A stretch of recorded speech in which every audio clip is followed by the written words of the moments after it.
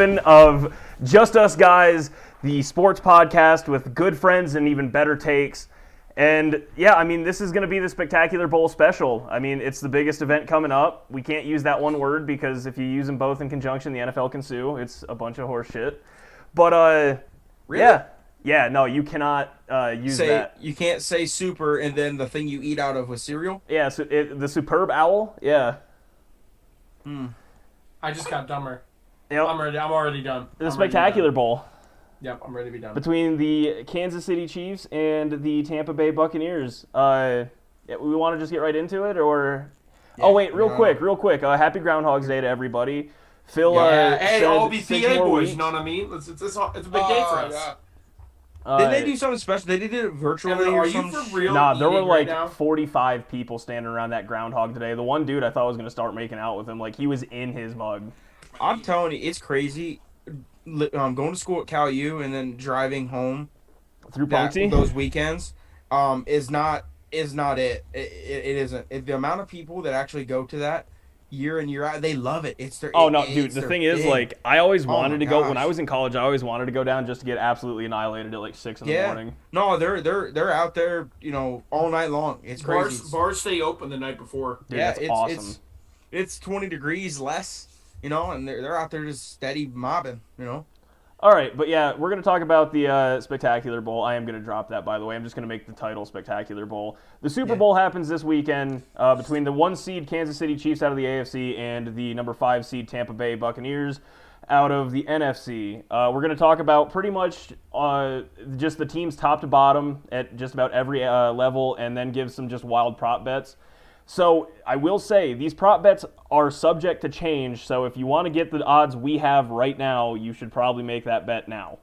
Yeah, I mean, by far, it's my favorite event of the year. Not just because it's the end is it's the championship, but the amount of bets that you can do on this day is the best day of the year. Oh no, it's great. I don't come out of it positive very often, but for the couple of years that I've been betting on, I got a couple that I think are just absolute locks. Yeah, I got bets. a couple too. It's pretty funny. I must admit, I definitely searched like the props and FanDuel and stuff. I definitely was looking in the wrong area. Like I'm looking for the crazy ones. Like how long is the anthem? And I couldn't find that stuff either in the coin flip and all that. I couldn't find any of that. I got the coin flip. I got the that won't come out until like the day of. Yeah, the national anthem. Yeah, national anthem that, won't. yeah. That kind of stuff. But there's other ones on there. But the coin flip stuff I got that, which I was on Barstool, but I got the coin flip, which the coin flip's on make sure on my FanDuel as well. Well, also my bedroom door was shut. Coin flip is pretty easy too. I mean, it's 50-50, and it's gonna be the same odds either way, so nothing's gonna change there. Correct. But fun fact about the coin toss, I was going to talk about this later when we got to the prop bets, but the coin toss has been in all the Super Bowls, in all the 45 or 55, 54 Super Bowls. I got it. Leading up to this one, heads 25 times, tails 29. I saw that. Yeah. Hey man, tails never fails. Honestly. Except 25 times. In the Not past 8 years, the guesser has picked tails like 7 out of 8 years. It's not It's bad. crazy. How many times have they won? We're due for a heads. I'm not sure. I didn't see that stat. All right. Well, let's get into this. Kansas City is favored by 3 points in Tampa Bay against Tampa Bay at the quote-unquote neutral site. I mean, right. I think team-wide, if we're going just based off of overall, I think the Chiefs are better. I could be wrong, but I think Tampa definitely excels in areas Kansas City doesn't. We'll talk about that in a second, but I think the Kansas City top to bottom is a better team. Mm-hmm. So I think the 3 points is justified, and I have a lot of spread stats that will attest to that. What are you... Russo! everyone is listening. Here we go. Our boy Ty got a puppy. A puppy to him. It's a new but dog. he got a rescue this week, so there may be a couple times where he might do that. He does that already. He was spazzes just chewing out on my every once coffee in a table. while. No attention, you got to give attention. But anyways, to carry on this, but yeah, for the most part, I'm a Kansas City guy through and through. I got to root for the AFC anyways, just for my team to be on that side. Even though it's gonna be back-to-back years, I think in my opinion, That's stupid. in my opinion, depending on this, either way, the result of this game, we're gonna be looking at possibly a pretty good dynasty if they can stick together with the coaching Yeah. and the quarterback that they have.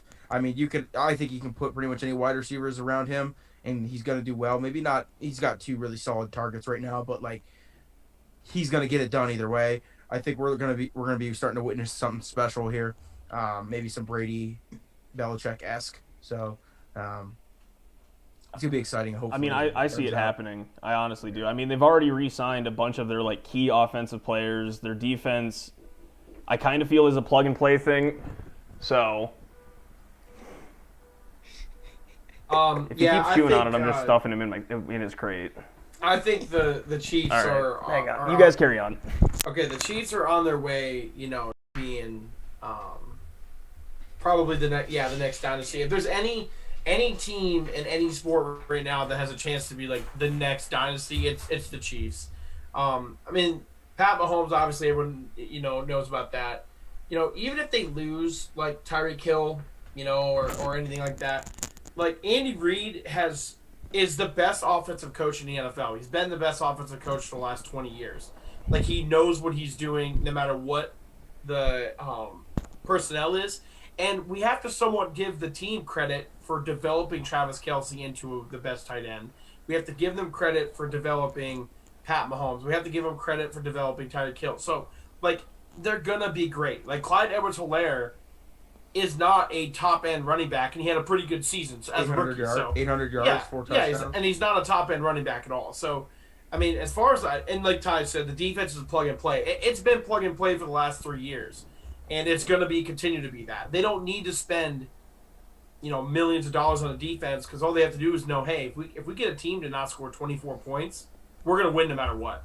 You have to chalk up 24 points to the Chiefs offense right now, no matter what. Yeah, no, it's a bend don't break defense. I mean, they'll let you score. They will allow you to move on them. Like, you're going to put up yards and stats against them, but if they hold you to field goals, well, cool. We got Patrick Mahomes scoring touchdowns on the other side. It's... Right. Well, when you have a coach as well-rounded as Andy Reid, and he's proven it at not just Kansas City, he proved it when he was coach of the Eagles. Even though they didn't win a Super Bowl with him, he was in the conference championship 5 times. You got to. There's something proves that. But when you have a quarterback in Patrick Mahomes that, on an average year, he's almost throwing 5,000 yards, almost throwing 40 touchdowns every year, and less than 10 interceptions, I mean, it's hard not to win with that. It's easy. But yeah, it's crazy. I mean, even for Tampa Bay, I think it's just like any other Super Bowl other than when the Broncos played the Panthers. I think it's gonna be a close game, more closer than what we think. 2 weeks of both good coaches with Arians and Reed to have 2 weeks worth of preparation, and they've already played each other once this year, and it was a good game then. Yeah. I think we're in store for a good one. Evan, you got anything, or you want to move on to the quarterbacks and the comparison there? Let's keep going. I agree with everything. Nothing really to add. All right. Yeah, Mahomes and Brady, I mean, they're last 2 standing. I think one is head and shoulders better than the other. Other people would say otherwise, I guess. But right now? No, all 4 of us, I think, would, at least in this podcast, I would agree. No, but I'm saying if there's people out there that think Tom Brady's better than Pat Mahomes right now, that's they need wild. to. You know what they are? They are casual. They are a casual fan. I don't care. They're a casual fan. That or they're just brainwashed. No, they're literally a casual fan. Right, like, New England fans or you're not someone who's watching them play like week in, week out, because if you watch Pat Mahomes play football and then you watch Tom Brady play football, Pat Mahomes on a talent level is better than Tom Brady ever was in his career, and I don't care what anyone says. Yeah. No, I'm 100% on that. I think just Pat knows he has the dudes out there that he can 100% trust because they've all been there his entire career, all 3 years that he's been there. And Pat has the mobility and the legs to make the play outside of the pocket. So, it was dude's pretty arms cool. ridiculous. I don't know if you guys saw when they were doing the press conference this week and stuff, but they did the press conference with both Pat Mahomes and Tom Brady. Obviously they're not together, but virtually side by side.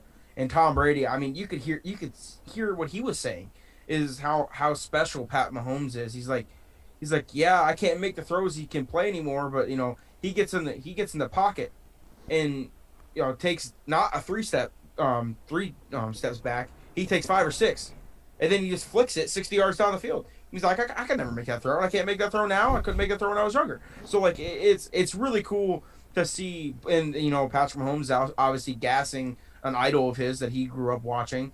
So it's really cool to see this dynamic that they're going to have between the two of them, even though they technically don't play against each other. But but shot for shot. Even so, like, what was it? There's an NFL Films clip of the Vikings were playing the Packers, and I mean this was like maybe 4 or 5 years into Randy Moss's career, and he just stands up off the sidelines, runs straight up to the field, and just goes, "Brett Favre's on the field. You got to watch this, man." Like, it's just it's respect. Yeah, 100%. Well, and like not only that, but like just to talk about, because like where Patrick, like obviously no one's saying where he's like the greatest or whatever, anything like that. But if Pat Mahomes has a career like everyone's expecting him to have, this Super Bowl could mean a lot when it comes to the best quarterback ever debate, or the greatest, whatever, you do. I know team wins. I know Ty's love saying team wins isn't a QB stat, but no matter what, in a head-to-head in the Super Bowl. Oh, no, it's huge. If Pat Mahomes wins this game, like if he was to win more Super Bowls or do whatever he does after his career, like that's a notch. Like everyone always talks about Eli Manning, right? Like a possible like first ballot, like even a Hall of Famer. He will be first ballot. I don't agree with that, but he will be. I think he's a Hall of Famer. That's a whole different debate. But the reason why he is in that conversation is because of the 2 Super Bowls. And he beat Tom Brady and Belichick twice. No Super Bowls. He undefeated Tom Brady. No. Well, they 19. He's Philip Rivers. Yeah. He's Philip Rivers, but less. Philip Rivers is better. I was going to say Phil was better than Eli in every statistical category. Just Eli had the 2 rings. But the whole point. But again, that's not what we're talking about. Yeah, not at all. Not at all. The reason why like teams like go down in history is because they beat Brady and Belichick, and now it's not Brady and Belichick. But no matter what, if Pat Mahomes beats Brady, he automatically is going to start to like cement himself. And this star-studded team. This team is not. Oh yeah, the Tampa Bay's the defense is great. Their offense weapons are on elite. paper. They're probably the best team in the league. Yeah, 100%. On paper. The Chiefs? Like, no, the Tampa Bay. The Tampa Bay. On paper. If you wrote down everybody's name, they are probably the best team in the league. Their offensive weapons with their defense, how solid they are. Like they have solid running backs. They're top 5 for sure. I mean, I can't. I'm not going to argue it. I don't think I agree with it, but I'm not going to argue it because I can't. Yeah. Well, I mean, just as 3 wide receivers. You can put Tyreek Hill over Antonio Brown when you match them up slightly. I mean, well, you're talking about the one. You're talking about the number 1 receiver against the number 3 receiver. Yeah. Right. But I mean, you see what I'm saying? Yeah. I mean, I guess. No, I'm saying like if I'm saying Chris Godwin, Mike Evans, and AB, right? Like if you don't know the context of the last, say like in 2030, you ask a 12-year-old kid, "Hey, these were the guys who were on this team." Somebody's gonna go, "How the hell are they able to afford all 3 of those?" Or how did they lose? And how did they lose? Yeah, that's what. Well, I mean, Godwin's only on a $750,000 contract. Right, he's still on a rookie deal. AB can't be making much money either, to be honest. I think his contract was $1 million, and he had a bunch of bonuses. Yeah, it's probably a lot of incentive. Anyway, so this segues to, I think we all agree Mahomes is the better quarterback. Now on to receiving cores. I think this you can literally make an argument for either side, but I think honestly Tampa Bay probably takes the cake. It depends on if you're adding. We're counting tight ends. Tight ends. Yeah. Okay. Oh, we are. We're counting tight ends. We're counting tight ends because that's part of the receiving core. I'm still probably taking Tampa Bay. I'm taking Tampa Bay. They have two top level tight ends as well. I mean, obviously Gronk's on Gronk's past his prime, but you're still talking about the greatest. But Cameron Brate's a beast. Tight end of all time. Yeah. And then even this game right now, Robinson is out for the Chiefs. Okay. And is Sammy Watkins playing? Watkins is questionable. So. And he's probably gonna play. I mean, they have. It's a Super Bowl. I mean, you're gonna play. Yeah, I mean, in the Bucks have no one was significantly was out, but they have a bunch of people questionable. Well, I was gonna say Evans has been hurt the entire playoffs. The healthiest he's been was against Green Bay, and now he gets 2 weeks off to heal that. I think it was a hamstring or a calf. Evans or something. and AB are both questionable. Yeah, AB missed the Packers game, so he'll be back. Yeah, so I mean it's guaranteed. Dead if you're. Yeah. Then they're both starting safeties. are questionable as well. Yeah, I mean, to me personally, it's just Tampa Bay has a better receiving core. Yes. Like 1 through 4. If the Chiefs were completely healthy, then there's definitely an argument. But to me, I just think it's Tampa Bay. I just do. Yeah. Yeah, Travis Kelce's the only reason why I think it's close. Like, Travis Kelce's the only one. The 3 receivers. Like, imagine if Pat Mahomes had those 3 receivers. That's what on I'm his saying. Team. That's you know what, what I mean. Like that's what makes them. That's what makes them. That's what makes them the. That's why they're better.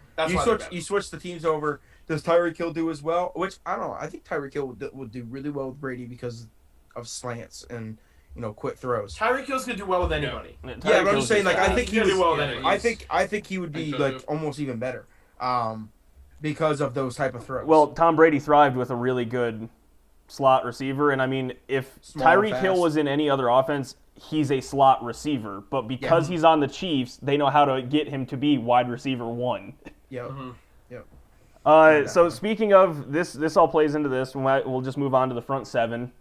Again, I respect Kansas City's front 7, but if you watch the Packers game, it's the Bucs, and it's they're so remarkable. Yeah. Oh yeah, it is the Bucs. I don't think anybody.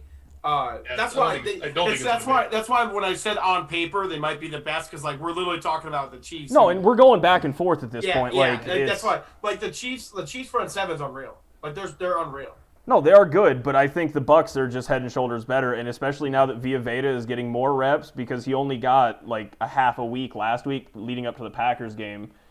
Again, he's like a 350-pound nose tackle that can do backflips. Yeah. Like he's insanely athletic. Well, Shaquille Barrett's really good. Barrett is an absolute stud. JPP stud.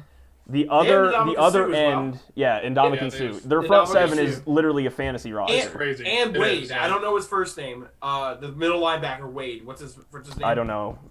I didn't follow the Bucs close enough. It's something like that. Either way, the dude's a stud as well. And you got White too. I forgot about White. And White. Yeah. Yeah. To me, it's just the Buccaneers front 7 and how they scheme up pressure, like just by bringing like the nose tackle over the left end. Like they're like I had to watch this twice this year. How they scheme pressure in like big games or games that are important, because their defense did suck there for about 6 straight weeks. Like they were getting no pressure. Like everyone was like, "Where's Tampa Bay's defense? It's gone." That was when they were on their losing streak. Oh, and they dropped into like 12th or 13th in the power rankings. Yeah, like the Buccaneers defense crumbled after the Packers game, and they lost like I think it was 4 out of 6. And everyone was like, "Where's their defense?" As soon as if their front 7 gets pressure, it's a whole different ballgame for the Buccaneers. Well, Todd Bowles is a great coach too. He is. I mean, he deserves to be a head coach. I mean, like it's kind of sad that he was the Jets head coach. Wasn't really given much of an opportunity. No one's ever given a chance. Yeah, he's a great he's a great coach. So you're not surprised that he's able to, cook up good defenses and be able to, succeed. Yeah. Okay, well, secondary then. I've taken Chiefs in secondary. Same. Especially if the Tampa Bay safeties are out. Yeah, I'm guessing they're gonna play. And again, it's the Super Bowl. You play like this is why you play football, is to get here. Those guys are gonna play unless they are quite literally incapable of walking. Yeah. Yes. But Tyrann Mathieu he's a great leader. He's transformed that secondary since he showed up. Yeah. He just has, and I don't think anybody can argue. Well, and the he also other. can like notice that. he's matured. He's matured too, because before he was that. No, he was a punk. Yeah, he was just that loud. Man, those LSU boys, they really do be annoying, don't they? They get right after it. I mean, Jamal Adams, they're all just annoying. No, I just think Honey Badger has completely transformed the secondary of the Chiefs to the point where they have a lot of ball hawks and they're not afraid to hit either. Like they will hit you, and like that's a matchup I'm excited to see, is the running backs of the Bucs against the secondary if they do get to the second level, which I expect them to. Yeah. I don't know. I just like the Chiefs, but again, you got to cover 4 pretty solid receivers and putting Scotty Miller in there because he's a good slot receiver. Yeah. And then you're talking about Gronk. Then you got to have the linebackers or one of the safeties cover Gronk and Cameron Brate. Like it's a tall task. It is 100%. It's 100%. It's like I said, this game's gonna be good. I'm super. I just don't want a Rams-Patriots Super Bowl again. That was the worst. I That will never happen if Pat Mahomes is a quarterback. Unless he gets hurt. The Rams were averaging 34 points a game that year. Yeah, but Jared Goff is not Pat Mahomes. I'm just saying. I know. And then special teams, just because literally games can hinge on special teams play. I think the Chiefs take this just because both their kicker and punter are like two of the top 3 kickers and punters in the entire league. And Hardman, even though he had that little hiccup against the Bills. I mean, you saw what he did afterwards. He turned it around. You're talking about a dude that Tyreek Hill has said is potentially faster than him. Like, yeah. Hey, actually, I saw a video on Twitter this week where him and Tyreek Hill raced over the summer, and Hill beat him, but it's not by much. But like, again, that's bananas to think about. Like, Hill can top out at like 28 miles an hour. Yeah. You have 2 dudes that can run 27 plus is insane. Yeah. He's a cat. Yeah, I think that the Kansas City special teams does take it, but again, it's special teams. Literally anything can happen. I mean, Devin Hester against the Colts took that one back. The Bears ended up losing, but that's 7 more points they wouldn't have had. What was that dude for the Ravens that took it back a couple years ago in 2013? Oh, he was Jacoby Jones. Jones. And then what's his face from the Percy Harvin for the Seahawks. Yeah.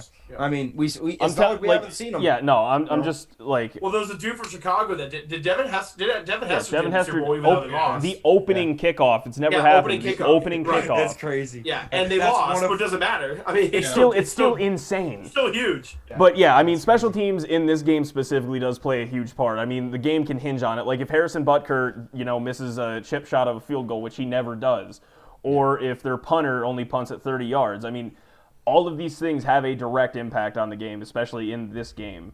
Yep. We want to talk prop bets, or anyone got anything else to add on just this matchup? I think you guys want to do predictions real quick. Do them now, and then we'll do bets after. Yeah, we can. Yeah. Okay. I think. Yeah, go ahead. Go ahead. I said you go ahead. Are we doing final score? That's all I'm doing. Yep. Score prediction and MVP, of course. 37-28. Do you like the over then? The over is 56. 56. Yeah. That's like 68. You said like 68 or 65. 37-28. Yeah. All right. What do you like, Ev? What do you got? I got Chiefs 31-17.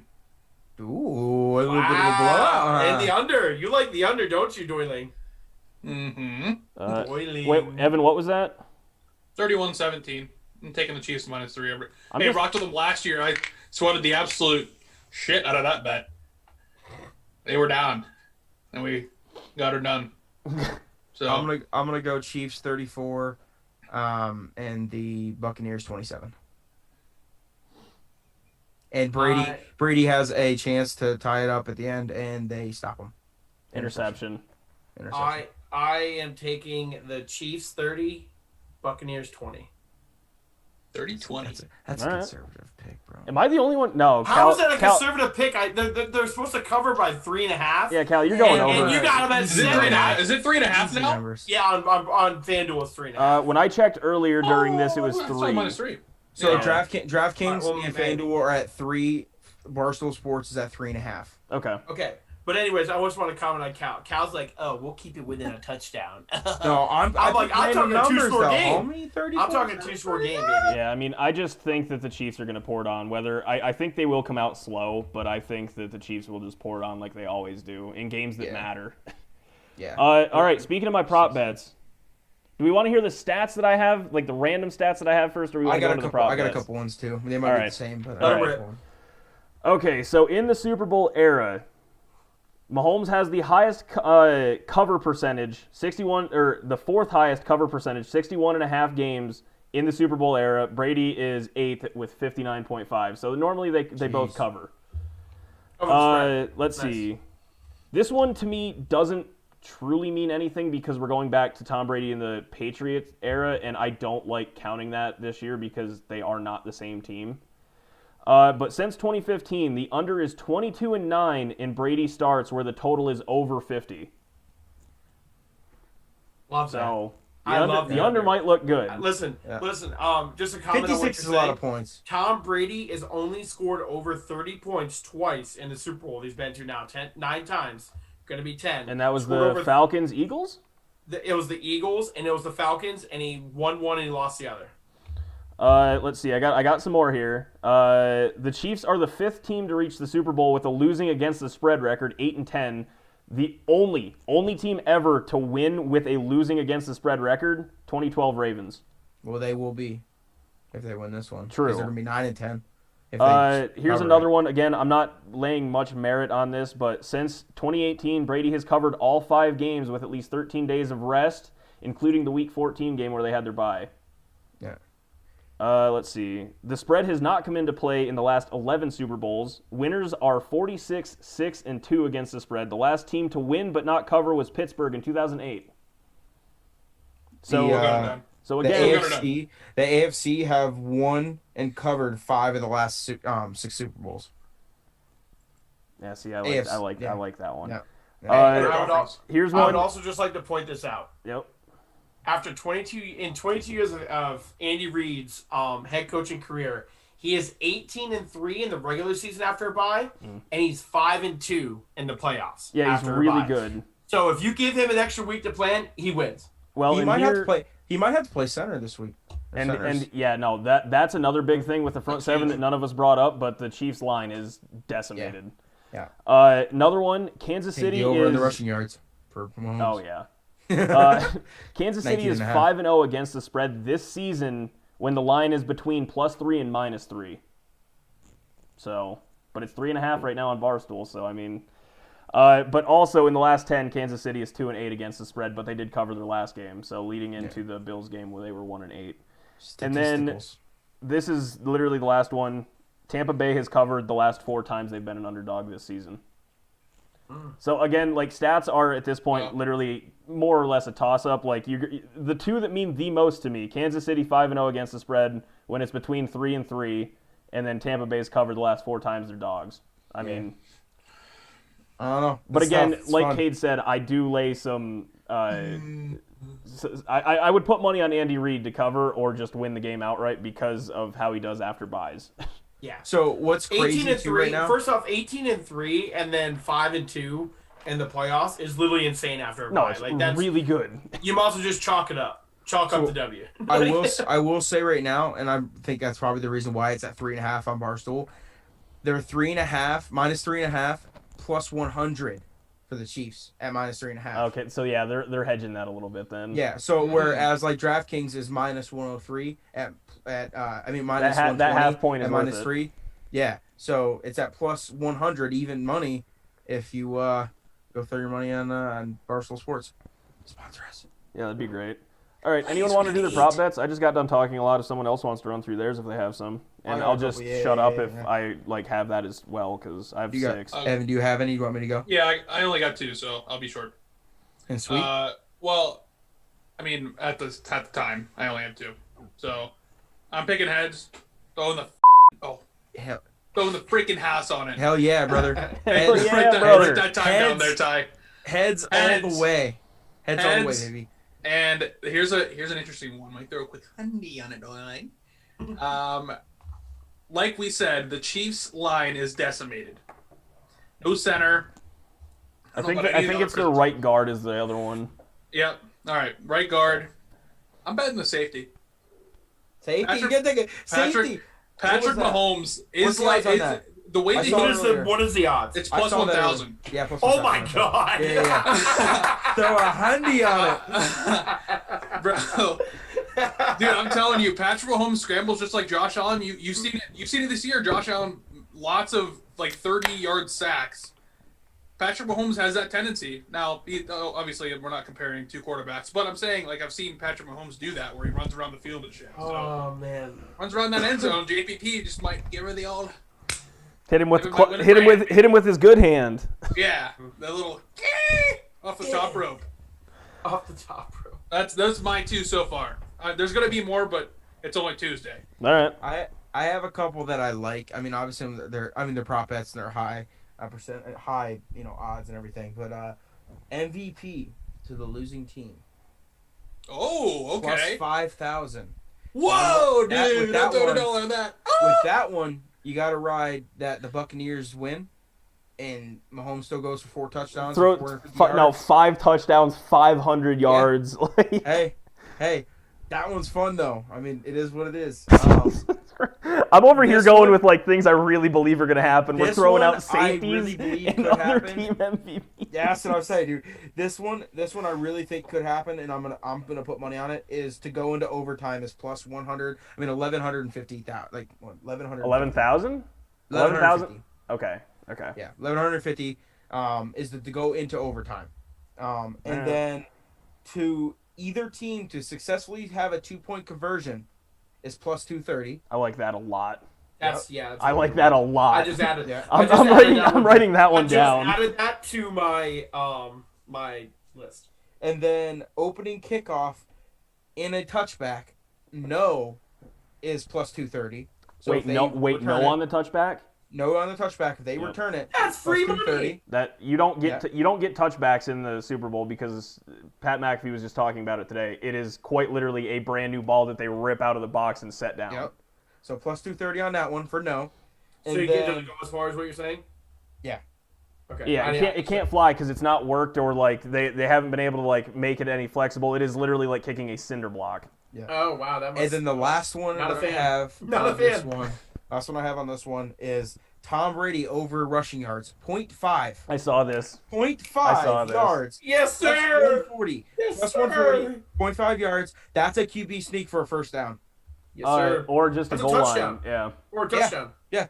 0.5 yards plus 140. I did see a thing though. It was like one of the all-time bad beats. Last year's Super Bowl, Pat Mahomes had 44 yards going into the final like kneel down drive they had. Oh no. He was at 44 yards. Okay, he kneeled 3 straight times for a total of minus 15. Missed his over of 31.5. That is. He had to have actually intentionally went back. No, like, he did. He ran all the way back to take a couple extra seconds off because the 49ers had, I think it was all 3 or at least 2 timeouts to stop the clock. Oh, that Yeah. would hurt so bad. Yeah. I mean, I'd I'd be- have I'd- to go to Walmart the next day. No, I'd be break at the my liquor TV. store. Yeah. Kate, do you want to go?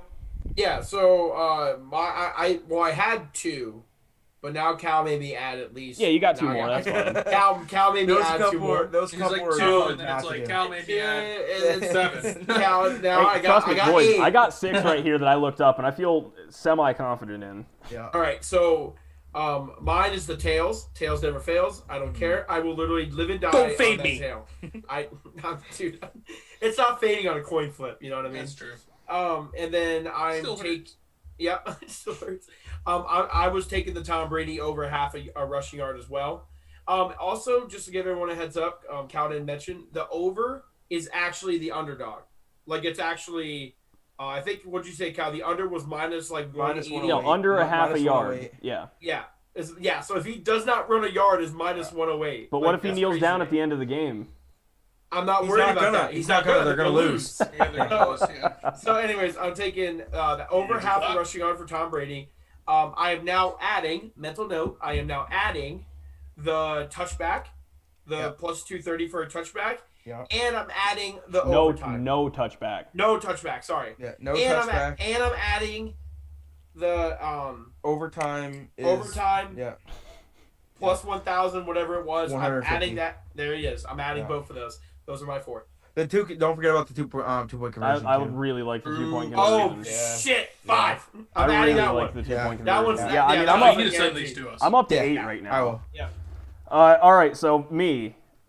I like I'm this. gonna lose my freaking ass. I like this one a lot. The first quarter over is set at 10.5 right now. But hear me out. Pat Mahomes scripted plays, love them. Absolutely love them. Tom Brady scripted plays, same thing. So that would get you to 14 right there. I expect both teams to score. All right? Yeah, they should. Okay. At least a field goal. At least a field goal, a couple field goals, and a touchdown. That's plus 116 right now. Is Okay. the first quarter over of 10.5. Okay. But I like Tampa Bay to win the first quarter. That's plus 122. I think Tampa walks out with it being either 14-7 or 10-7 because the Chiefs historically come out slow. Love playing from behind. Love it. Yes. I have Tom Brady's under passing yards 296. I think it will be close back and forth, but they're going to have to stick to the run game because I think the Chiefs' secondary is too good. That's minus 110, so, I mean, that one's kind of just thrown in there in a slight jab at Tom. This one I actually am going to put money on, even though it's minus 118. Pat Mahomes under pass attempts, 41.5. He's only thrown over 40 passes in 2 of the last 6 games. In the week 16 game, he threw 30 times, and then in the Bills game, he threw 38 times. So I don't see Pat having to throw that much because I don't think they're going to be down that much. This just in. Yep. Raiders are eyeing Deshaun Watson. That calls into a 3-team trade that would send Watson to Vegas. I feel like that's a lie. Where's my phone? I swear to God. No, I got the update. I got the update as well. I was just waiting for you guys all to be done so I could. Now it doesn't say what the other team is. It doesn't say who the other team is. But it's an eyeing the trade that would send Watson to the Raiders. What happened? Watson to the Raiders? No, don't calm down. For the people that just came into that, he's not going to the Raiders yet. There is an eyeing a trade for a 3-team trade that would send Watson to the Raiders. What? Okay, so is anything like concrete yet? No, it just said eyeing. That's why I didn't want to. Okay, yeah, just eyeing. okay. Because what they would do is because they have Derek Carr, and probably the Texans don't want Derek Carr. They probably want to be bad and rebuild. Is they're probably gonna swing picks around.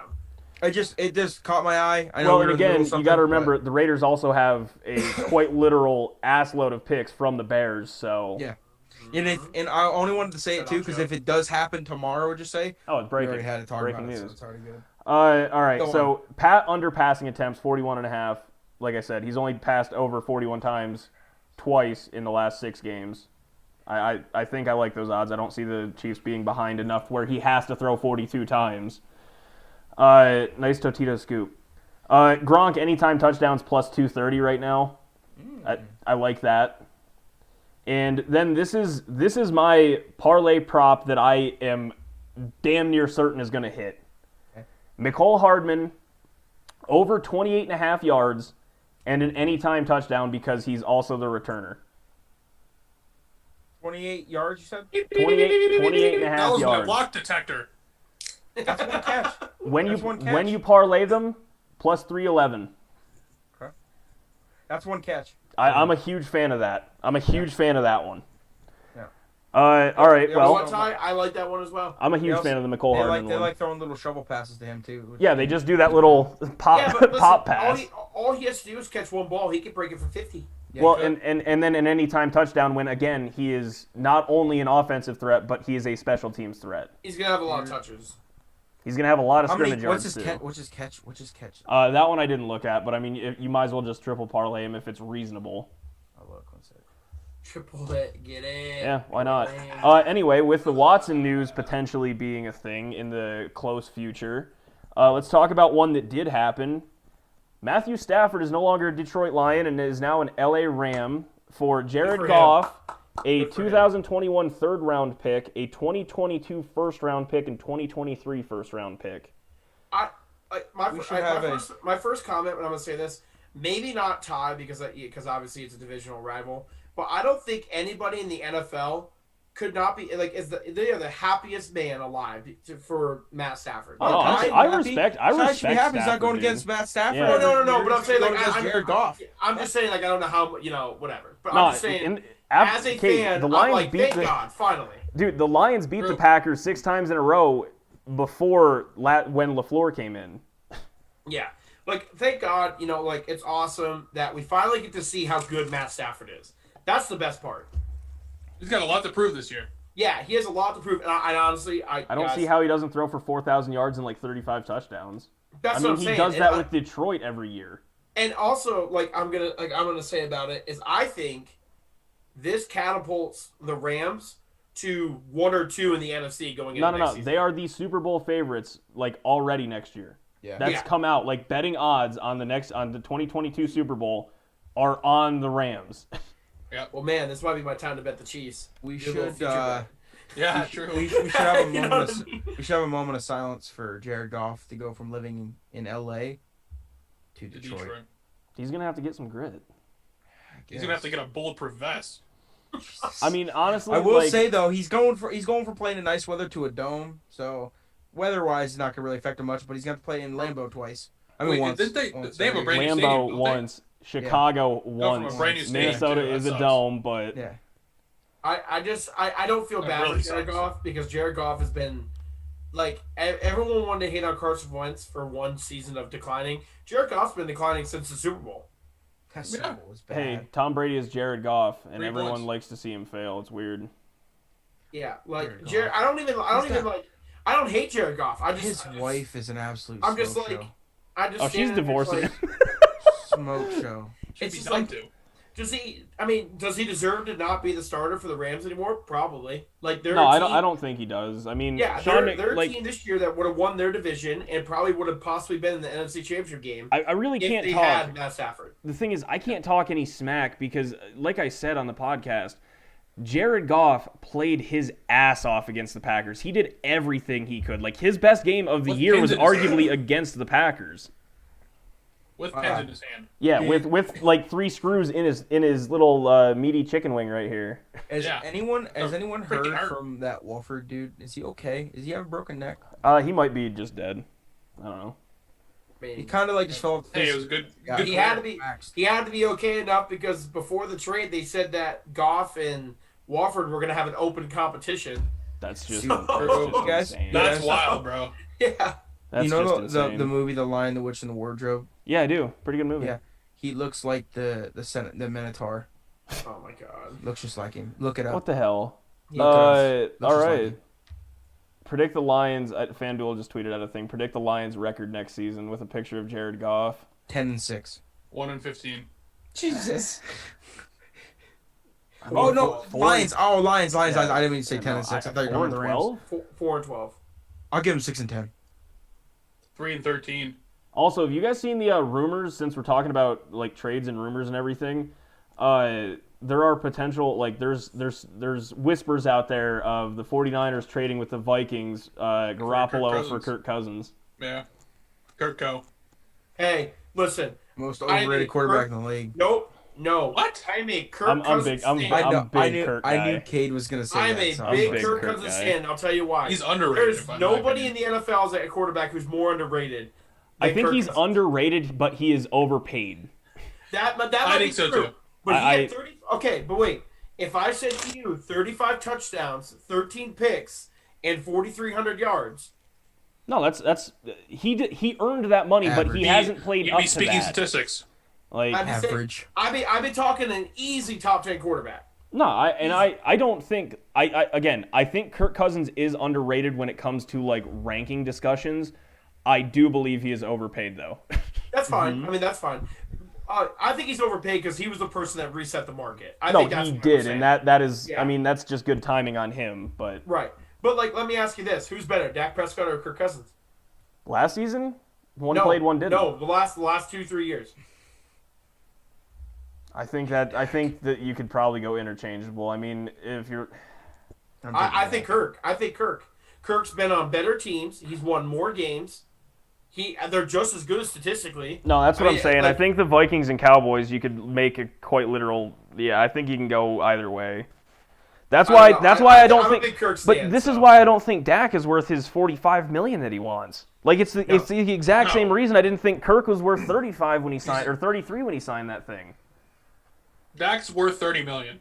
No, I think 25 Dak million. and Dak's worth 30, not Kirk are 35. the same He is person. not worth as much as Russell. I said Wilson. 25, not 30. Oh, sorry.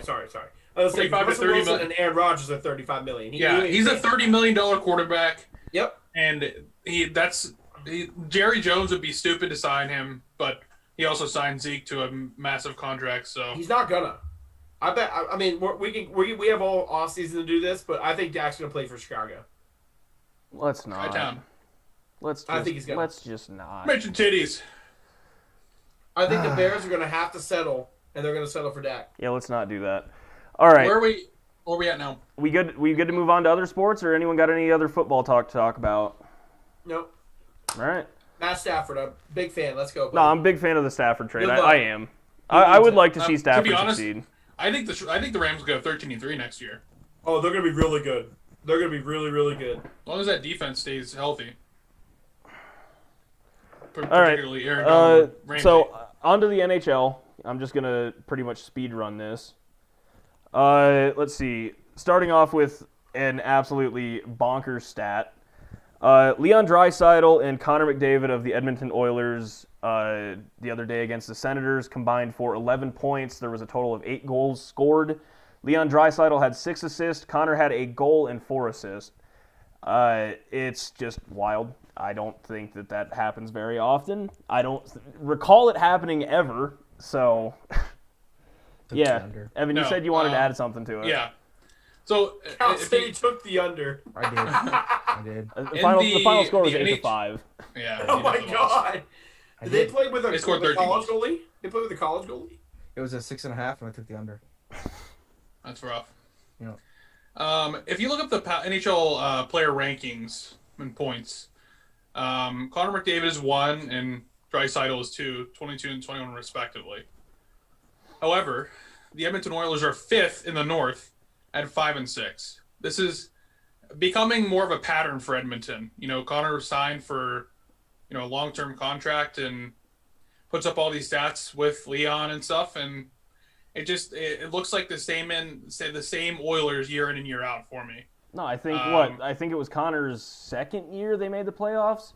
They don't do anything. They finish mediocre every year. Exactly. And I'm not being biased here, but people that have led the points rankings, like some players from Tampa or Ovechkin or Crosby, they're always in the hunt for the cup. Well, Edmonton has 2 of the top players in the league, and they're not. I mean, I know it's early; they've only played 11 games, but not even 500. Like, what are we doing here, guys? Like, I just don't get it. How many years does it have to take for them to figure it out? Well, and they got the best player on the planet. Here's the other thing. Do something with them. No, Evan. Here's the other thing that is insane. The Oilers in the North have played the second most games behind the Canucks. The Canucks have 12 points. They're 6 and 6. They're a product of playing the most games right now. But everyone in front of them, 10, 9, and 9. They've played 2 more games than other teams that are ahead of them, and yet they have less points. Like, their goal differential this year is -3. I mean, like, look, I think Connor and Leon are good. I think, like, Tampa Bay, when Stammer, Braden Point, and Kucherov, I think they're all good.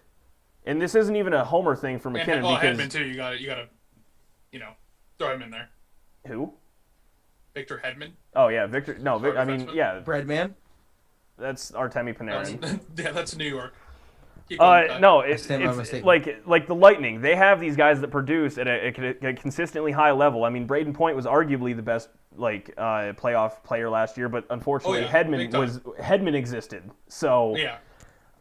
To me, it's just like you can look at these 2 teams and say, okay, what's the difference? Like they're all very heavy with top end talent. What does one do better than the other? And goalie I could point to directly. Edmonton hasn't had a goalie since Connor's been there, where the Lightning went from Ben Bishop, who's a 6'7" just freak of nature in the net, massive, dude. Andrei Vasilevsky, who's arguably the best goalie over the last 3 years. Like, goalie is an easy one to point to, and it's probably. Go ahead. It plays a big point. Coaching definitely plays a big point as well. Connor and Draisaitl are respectively both young. So, that team, the Lightning, Stammer and Hedman specifically have a lot of experience. Yeah. So I don't know. At some point, I just like to speculate that Connor McDavid's overrated, and I mean, talent-wise, he's definitely not. But at some point, it has to turn around. I mean, at what point do we start just calling him stat padders? I mean, hockey, you can't really stat pad because you literally have to score or get an assist. You have to be a direct reason for scoring or score a goal to get these stats. But if we're only going off of points, I don't know, I didn't look up their plus or minus, but I have to assume their plus or minus is good, which means you have to play defense. Draisaitl is. However, Connor's I didn't see. I think Draisaitl was +10 plus or minus. So he's on the ice when they score. Having 6 assists. Yeah, exactly. I mean, is gonna make that plus minus really good. But again, then say if he goes on a cold spell and doesn't score in 6 games, then that's completely wiped out, and I mean, it becomes a lot more realistic. To me, Edmonton just doesn't make sense to me. I don't understand how you can have 2 of the top 10 best players in the entire league that can put up numbers like this, and then you somehow consistently suck. I don't Like get it either, it just to be honest. it doesn't. They have the top goal scorer too, McDavid. Yeah, and then I think Draisaitl in terms of points is like, or in terms of goals is like 7th. He's 4th. Yeah, 4th. tied for Okay. 4th. Like, how does that happen? Like, do you? I don't get it. This was the Avalanche's problem 2 years ago when like they initially got their shit together. They only had Mikko Rantanen, McKinnon, and Landeskog scoring, and I mean everyone assumes the Avs are gonna win the Stanley Cup this year because they've addressed all those depth issues. But going into that, this is another point. The Avalanche currently are decimated. They have like 5 people that are quote unquote week to week with no foreseeable return. Nathan McKinnon being one of them now. So the Avalanche are potentially on a slippery slope. And then the last piece of NHL news that I have, the New Jersey Devils and the Buffalo Sabres, the entire team is basically in quarantine. They will not play until this weekend, and games are rescheduled until like late March. So yeah, I think COVID's Colorado, poking its head into hockey now. If Colorado can get healthy and weather this storm, I mean they're second in the West. Like No, they just need. That's just it. actually, they're tied for first. They just need to continue. Yeah, they just need to ride it out and try to not get any more injuries. Yeah. Hey Evan, what type of storm are we talking about?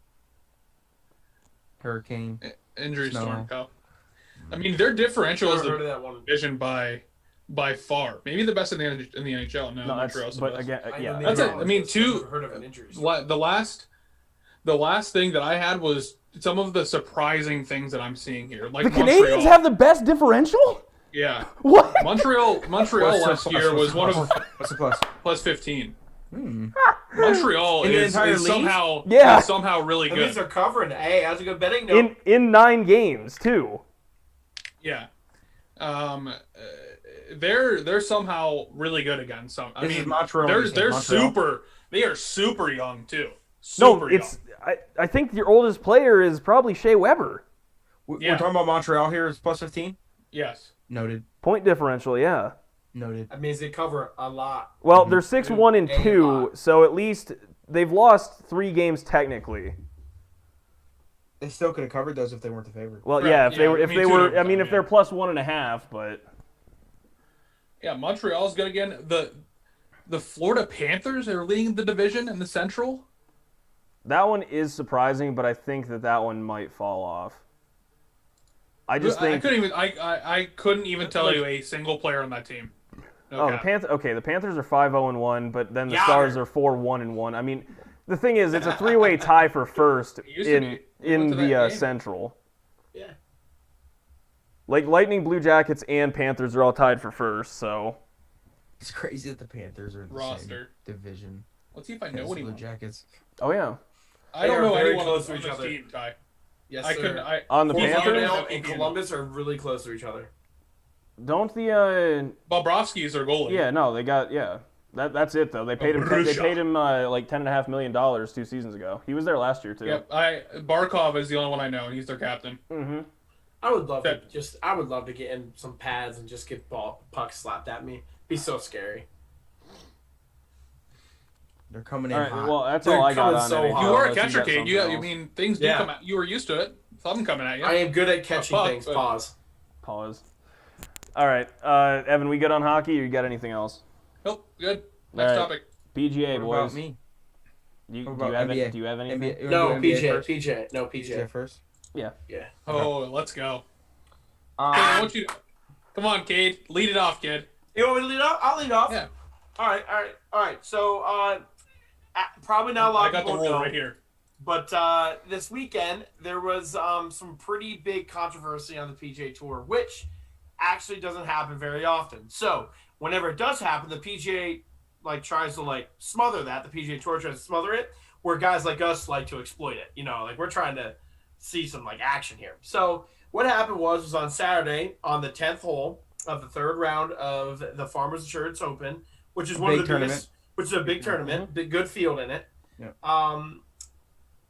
Patrick Reed, who is a known cheater, he's been called out in the past for cheating. He improves his lies in the rough. He's improved his lie in the sand. Allegedly. No, those two were actually proven, and he was penalized. I'm getting a call from California, PA. Nice. I got it, dude. I got to blur that out now. You really? It's probably a spam call. It doesn't matter. Yeah. Anyways, well, so I'm gonna do it again. So you have to do more work. So, anyways, Patrick Reed. What happened was, and we'll all get into this, and we'll all have our opinions on how it went. But what basically happened is, it was very wet at Torrey Pines in California. They got 7 inches of rain the night before. So the PGA Tour can do what's called like local ruling. So they can implement rules depending on the day, the environment, blah, blah, blah, blah, blah. So what this one's called is called the embedded ball rule. So basically what the embedded ball rule means is if you hit a ball in the air and it hits into the ground and it embeds into the ground, which means it breaks the surface of the ground. Breaks the plane. Then it's considered embedded. So what you do is you get relief and you get to drop it and you keep going, right? Typically, you only get the embedded ball rule when it's in the fairway. But since it was so wet, the PGA Tour said in the rough... 7 inches of rain. Yep, 7 inches of rain. In the rough, if the ball's embedded, you can have relief. So Patrick Reed, unknowingly, did not see his ball bounce. And the people who were out there, watching the balls, making sure they have spotters and all that stuff, didn't see it bounce either. But they found the ball. So he walked over to it and he said, hey guys, I'm going to check to see if this is my ball and if it's embedded. So he puts a tee down, which is correct. He then lifts the ball up. Okay. Now this is where it gets gray. Okay. For anyone who doesn't understand the rules of golf or anything like that. Typically in a normal situation, you put the ball back first, then have somebody come after and check. identify that it's After your ball. identifying the ball, you put the ball back exactly where it was and say, hey, guys, will you come check this out and make sure the ball's embedded? That did not happen. So what happened is he then picked up the ball and he actually put it on the ground like 10 feet behind him, which was really odd. And he didn't then want to kick it or anything. Yeah, but it's really odd. So anyways, he did that and then called a rules official over to say, hey, guys, like, is this ball embedded? But the ball wasn't there. He was only feeling where the indent was, where he marked his teeth. So the rules official went through the ruling. He was not assessed a penalty. He got a free drop. Play went on. I don't know if you guys want to... Won by 5. And he ended up winning by 5. Yes. So a lot of the controversy is because of Patrick Reed. He's a known cheater. He has broken the rules in the past. So that's one of the things that was very concerning. But, as us four, we've had these conversations. And I'll give my opinion real quick, and I'll give you guys the room. Patrick Reed did not break a rule. He did not break a rule. But he did, in my opinion, break an integrity rule. Because the way that I explained it, on how whenever you pick up a ball, you say, okay, this is mine, and you put it exactly back where it was, that's an integrity thing. And that, to me, shows, like, hey, guys, come on over. My ball's embedded. Like, we've played in college tournaments. We've done this. We've played in tournaments. You say, hey, my ball's embedded. Come check it out. A player, rules official, come over, and they'll say, yeah, that ball's definitely embedded. They do that for casual water the same way. Okay, now you can take your relief. He didn't do that. So I don't think that he cheated. But what I think he did is I think he put the rules official in a really bad spot to have to make a decision to either penalize him for putting the ball in his hand before getting relief, or giving him relief. And since the rules official was like, well, I feel an indent in the ground, so I guess the ball is embedded. So Patrick Reed didn't break the rules to me, but he 100% played the rules up. He manipulated the system. He manipulated the system worse than what we're going to talk about with Rory McIlroy. But that's okay, just me. so real quick, because I read this on the internet, and I know the internet's full of crazy stuff, but didn't the camera catch his ball bounce off the ground and then Yes. land where it did? Right. Then when he moved it, someone said that he pushed his thumb into the ground to like simulate an indent. Is that a yes or a no? Then that's If they then he caught should him be- doing that, he for should one, be the grass expelled from was the tour. 4 to 5 inches high. For them to catch that would be, I don't know how they Okay. would. That's honestly with that. I mean, it's hilarious because it's Patrick Reed. And people are gonna do that. My biggest Well, I thing, think why Ty's saying that though is because literally the ball. It's impossible for a ball. Well, to how does it? embed Yeah, on a how do bounce. you make It a, could've- how do you make it a could've crater with a fell back- ball when? it could have fell back I mean- into its own hole. Or It happens from time to time. But I've just never seen a ball embed after a bounce. That's just my biggest thing is when it comes to that bouncing thing. I mean, he did what I don't think. I'm giving the benefit of the doubt that he's walking up to his golf ball without seeing it. That he wasn't thinking, all right, I'm gonna get away with something right here, because you can't see the ball in the first place, so he has no clue what he's got. I think what he did wrong, especially, is that he did everything so fast. He did everything too quickly, and Rory did the same thing. Rory actually did it quicker and didn't involve anyone in it. He literally just said, my ball's embedded, I'm going to, hey, what's this, close to the pin, or they changed it to the club length. And now it's a club length, and that's all he did. Very similar situation. Both were on the top of the leaderboard at the time. But the biggest thing is Patrick Reed is getting a lot of heat because he's Patrick Reed, and Rory McIlroy is getting nothing because he's Rory McIlroy. Either way, no one's doubted Rory McIlroy as a cheater No. ever. He's Both- never given any inclination of that. but both players are getting a lot of slack from their playing competitors. A lot of guys are pissed off about this on tour because whether it was done maliciously or not, there was an advantage had if it wasn't actually embedded, because the rules official was put in a very difficult spot. Because he's coming over. Do I say no to the guy and have him put it back into this hole that I feel that maybe wasn't his or he created? He doesn't know. He was 30 yards away. I don't, like I said, I'm the same with Cade. He didn't cheat. He, in my opinion, he knows the rules and he played the system. Can you fault him for that? I mean, Jordan Spieth won a major championship playing the system. So that's how the rules of golf are. It's interpreted 7 days till Sunday. So it's crazy. That's the worst part about the. So the game here's of my golf other is the thing. rules. If Patrick Reed isn't in contention and he's, we'll say 3 under for the tournament, this is spoken about by people that are huge golf nerds, and it's never talked about by anybody else. No. I think same with Rory. The problem It is might be a Twitter video. They'll be like, "Oh, no, Patrick it'll, Reed's at but it again, that'll be in like nothing. in the golf circle of Twitter. Yeah. Yeah. No, But it's not on because he ESPN won, headline news. makes it so much worse. And also, I mean, I think Rory got a little bit more spotlight than.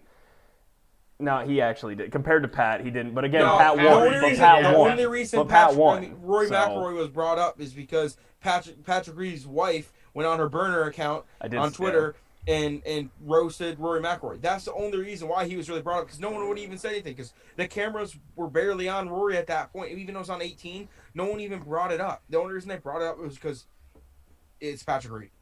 But And I he was mean, leading that time. that is the thing. If he's sitting middle of the pack right now, tied for 20th, no one's like. Again, we're gonna talk about it for a hot second, like in our Twitter group, but we're not gonna devote a whole segment because it doesn't win. It doesn't affect anything. It's the same Now- thing as Barry Bonds having the home run record. home run record right now, and you have some dude that was just brought up for the minors that did steroids. No one's going to talk about him. They're going to talk about Barry Bonds. It's the same. Correct. Yeah, like who talks about Ryan Braun? Yeah. All right, Evan. You know, I know you wanna say something. I want to hear your voice. Yeah, let's go. Whispers, Okay. Daddy. So I have the rule right here. When relief is allowed for the embedded ball rule. So first, I don't mean to correct Kate or anything like that, but I don't think there was a local rule put into place, because the embedded ball rule is actually in effect through the general area, which includes the rough. They created lift clean in place. They created lift clean in place. That's the local rule. Yeah. So from the information that Patrick Reed claimed that he had, I don't think he did anything wrong. All of his playing competitors said that they didn't see the ball bounce. The volunteers said they didn't see the ball bounce. There was no indication that the ball actually didn't land in its pitch mark, even though when he picked it up, which is legal to do, picked it up, checked if the ball was embedded, and identifying his ball.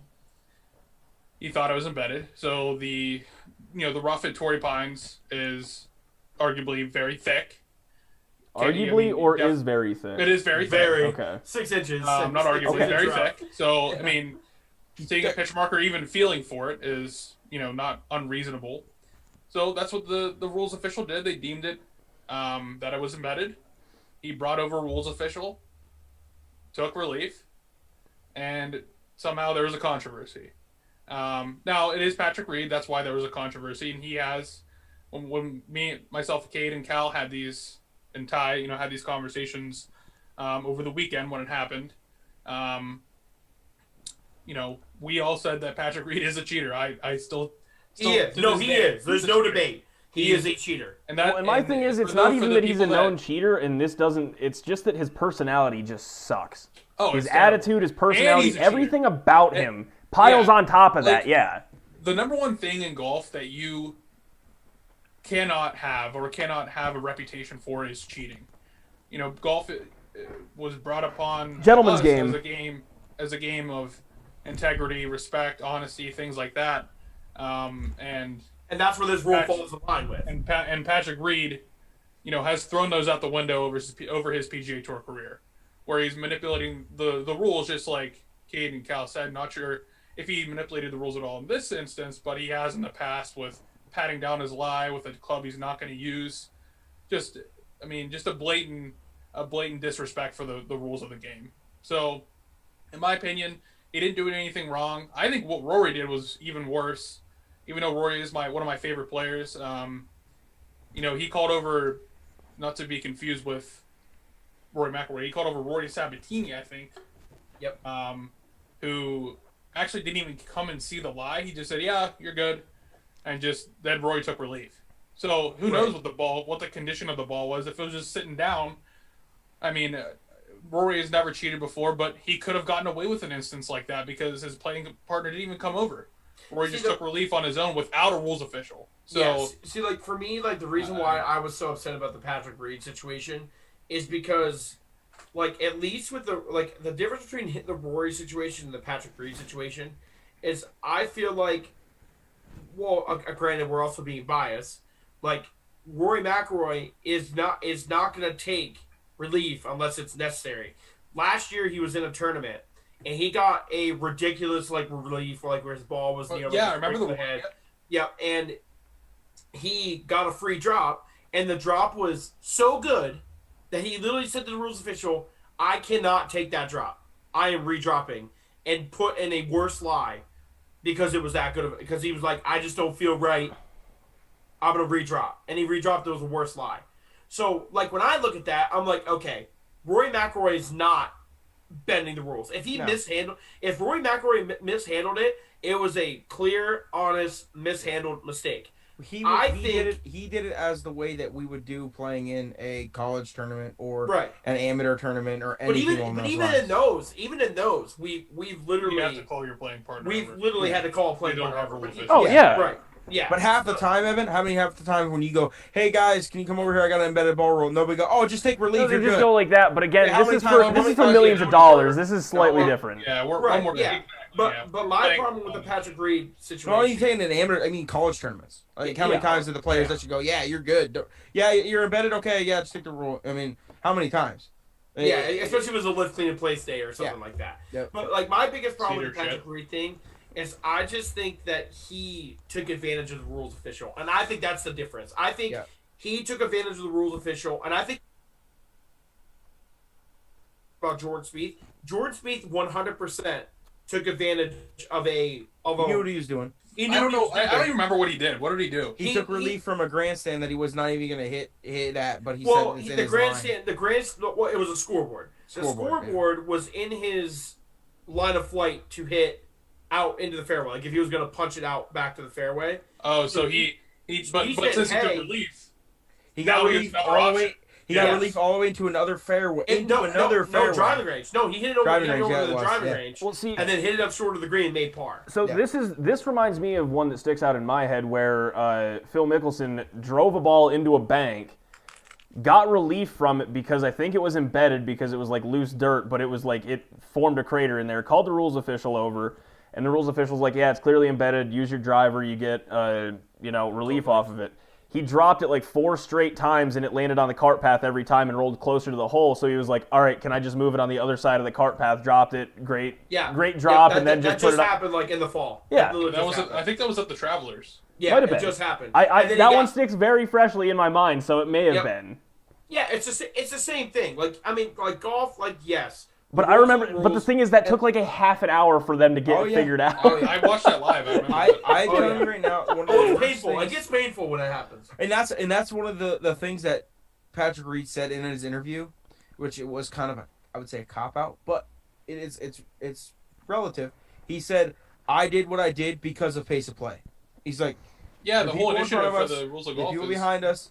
He's like, we're trying That's to a keep really ahead. good leg to stand on. It is a good leg to stand on, but at the same time, oh yeah, at the same time, they changed the rules of golf to make the game faster. Yeah, and I think players like Patrick Reed, just because he's done so many things to manipulate them, actually make the game a little bit slower because I mean, there's situations like this. There's situations like this. I just can't stand the rules official mantra in the PGA Tour. I can't. Everything. It's everything.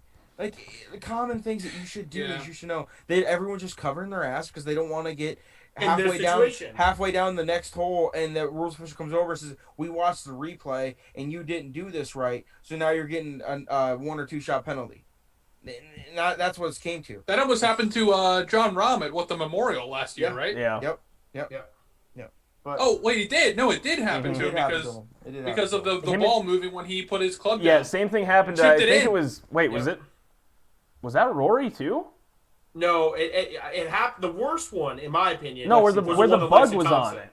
That was DJ. DJ second. Okay. No, DJ at Whistling Straits is for sure second because he lost a major championship. Like that's like such bullshit that too, though. You cannot. That might be a little different. It might be a little different. Yeah. I'm talking about the one at Oakmont when he put the putter behind the ball and then the ball oscillated and he made the putt and then they came back and said, "Hey, that's a 2-stroke penalty." They literally changed that rule, the rule of golf, because of that. Because of that, yeah.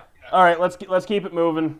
You guys wanted to talk about the new equipment rule. Yeah, it's for me it's quick because it's just a proposal. There's nothing concrete. Nothing set in stone, but the USGA and RNA, for those that don't know what that is, USGA is the United States Governing Association for Golf, and the RNA is the International Governing for Golf. They work together when it comes to the rules of golf. They sometimes back in the day, they used to have different rules in different countries. So they came together and they meet every 2 years, they meet more than that, but every 2 years they change rules and stuff like that.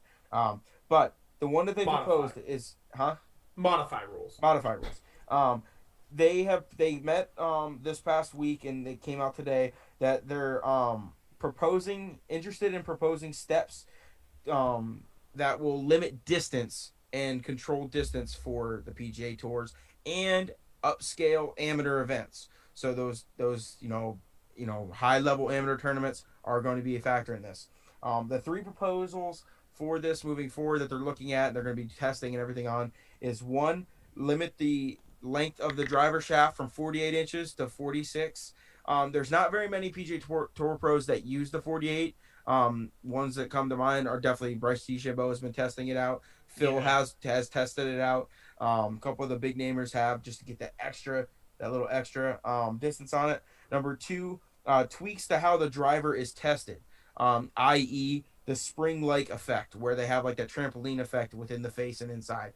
Trying to limit that a little bit more so the ball doesn't explode off the club face and takes a little bit more, I would say skill.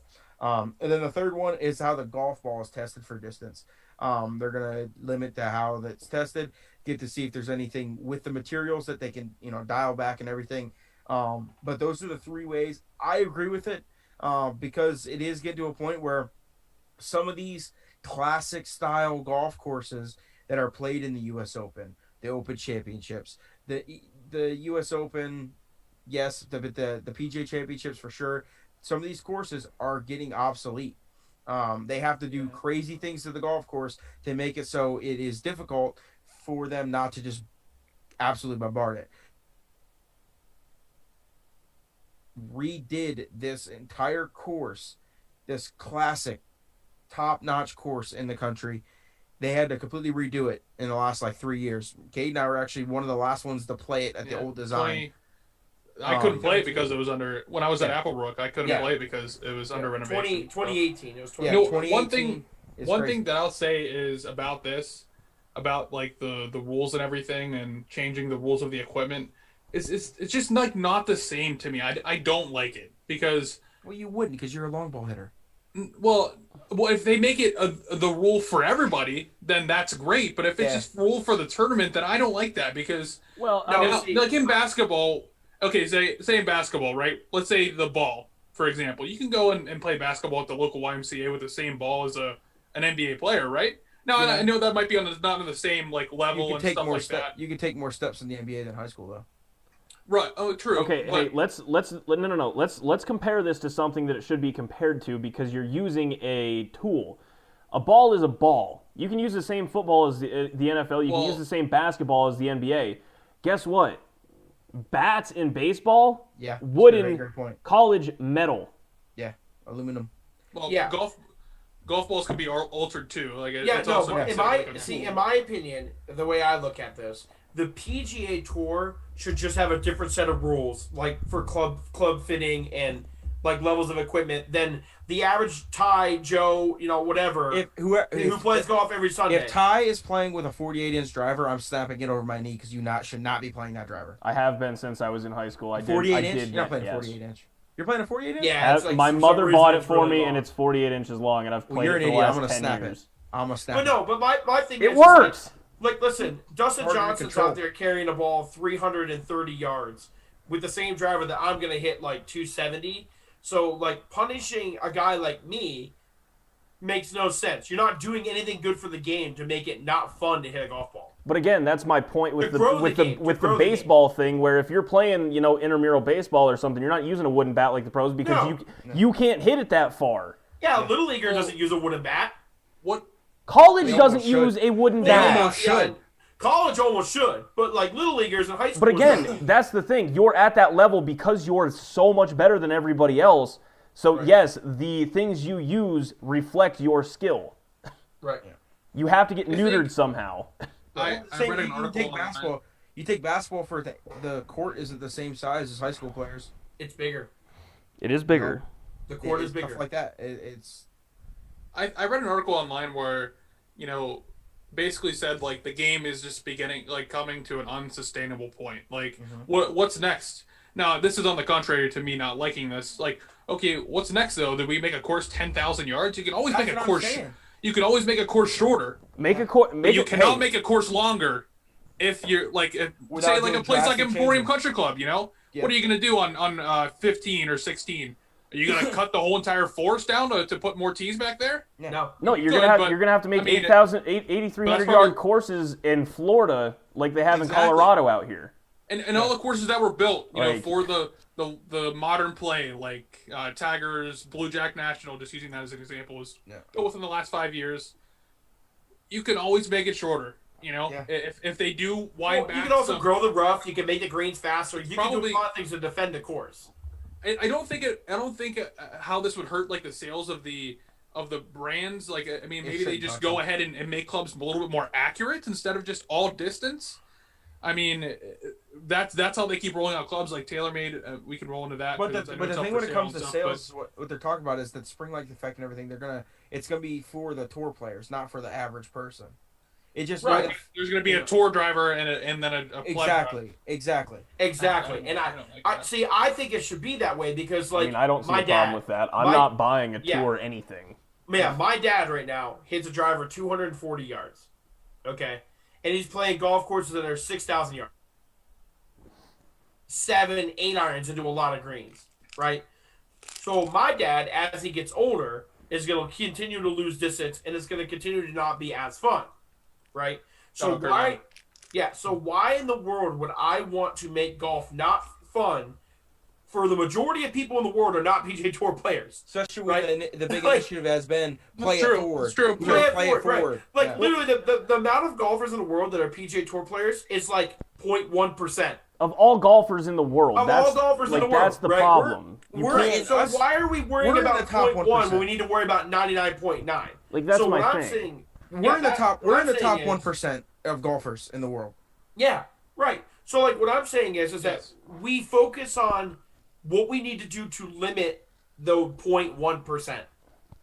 And once we figure that out, everything else stays the same. Because TaylorMade and Callaway and Ping, they're still going to make a driver, but they're just going to have to make different specs to a tour player. Yeah.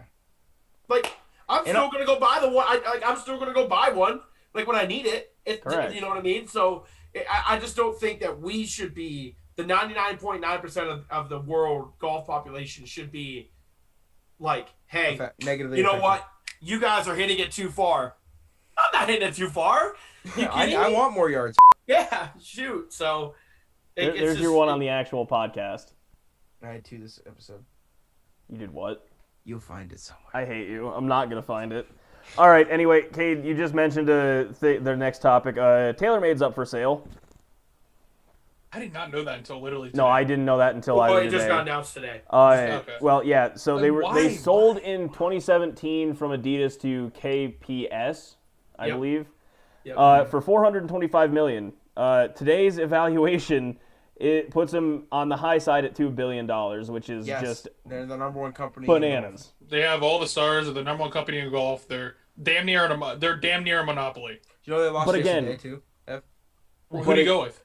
I don't know yet. On free agent. But again, 425 and then 4 years later to sell it for $2 billion Like it. is like unbelievable. Mm-hmm. Uh, That's a really good flip. Yeah. that just really that just good limits flip. who's gonna buy it. Honestly, I mean that's. $2 Yeah. billion. Mark Cuban. Nike. Nike. I don't think Nike Maybe. would, man. Maybe. Anyway, That's worth. Cal, you want The to only talk? thing, Nike got out of the golf business, so unless they start making clothes again, Yeah, Nike TaylorMade, that'd be dope. Yeah. Waste Management Open. I don't even think. Yeah, I was gonna say though, I don't even think Adidas can buy them back. Like, I don't even know if Adidas has $2 billion in assets. We should ask them. All right, I'll reach out to their German HQ. Last topic on golf. Adidas. One of the most fun and exciting tournaments of the year is this weekend. It always is the same weekend as Super Bowl. It's gonna be a little less, this year because of no fans. But the Waste Management Open, in Phoenix, Arizona, TPC Scottsdale. There's 0 fans? I don't- Zero. I'm not sure. They have the I don't know. grandstands Let me around check. I'm gonna do 16. it. I'm gonna do it. They have It's the huge. grandstands around 16 still. I don't know how many. Either way, it's gonna be less. They're gonna have to Jeez. They're gonna have to go crazy. And let's just say if there's a percentage of fans that are gonna be going there, all of them are gonna be on 16. Every single Yeah. one of them. There's not gonna be anyone on the course other than 16. They're returning. Wait. Yeah. There's gonna be fans from according to Golf Week. How much? What's the percentage? They all just say pack ass sucker. Just do it. Just get after it. But either way, Normally our 16th hole Anyway, is 3 yeah, stories and let's- house is 16,000. either way, it's a great tournament, great field. A lot of guys that are getting ready for the Augusta are here. Some big names are coming out. John Rahm's a favorite this week. I think 5,000. We'll see. You guys will see later in the podcast that I have a really juicy Another golf bet. bet. Oh, this is juicy. But yeah, I mean, all in all, guys, keep an eye out for it. Waste Management Open is fun. It's a great tournament, great golf course, and it's always a good lead up for the Super Bowl on Sunday. Well, I was gonna say I'm my excited. Yeah, my to only see comment. 5,000 fans. Yeah, Yeah, my that's- only comment was that this one's always so much fun to watch just because of the 16th hole and how the pros Oh, actually yeah. get out of I'm watching character every for a hot second. second. Just absolutely hammered. Oh, All right, Cade, NBA. So really with the NBA, we don't have a lot going on just because, it's early in the season. But there is some trade rumors, that were floating around the last couple weeks. One of the big names is Lonzo Ball.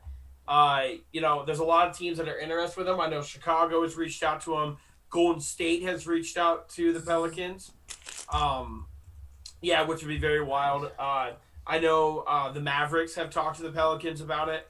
So, pretty. I don't know if you met them already. I didn't know if the 76ers were for JJ Redick. They were talking about getting. For JJ Redick, yeah. But so that's a very interesting thing that we can look. We can kind of keep our eyes out going forward. He's a Swiss Army knife that could fit into any team. So I mean, if you're looking to improve on defense, yeah, go get Lonzo. But I know he can play offense, but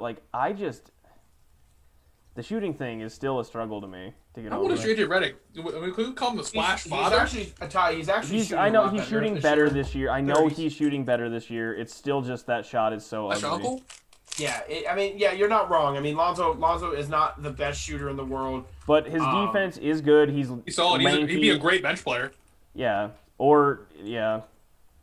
I saw a lot of people saying, dude, Kate, I saw a comment today from I think it was either a Bulls Facebook post I think it was the Bulls posted a thing on Facebook, and somebody commented under it.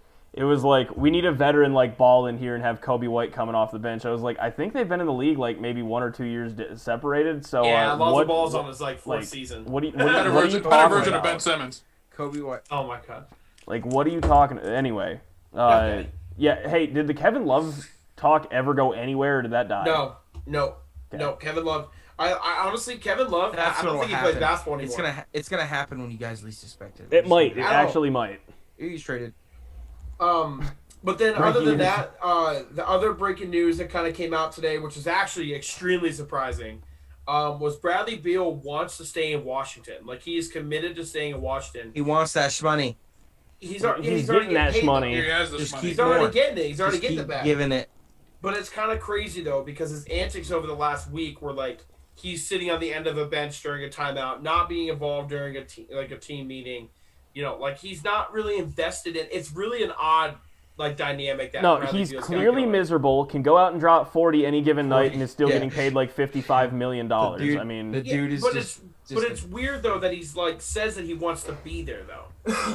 Maybe he just hates the teammates. Maybe he does like DC. He just hates all the teammates. Right, because his contract's affordable. It's only $28 million a year right now. It's a weird combo because again, Bradley Beal is literally one of the top players in the NBA over the last 2 years.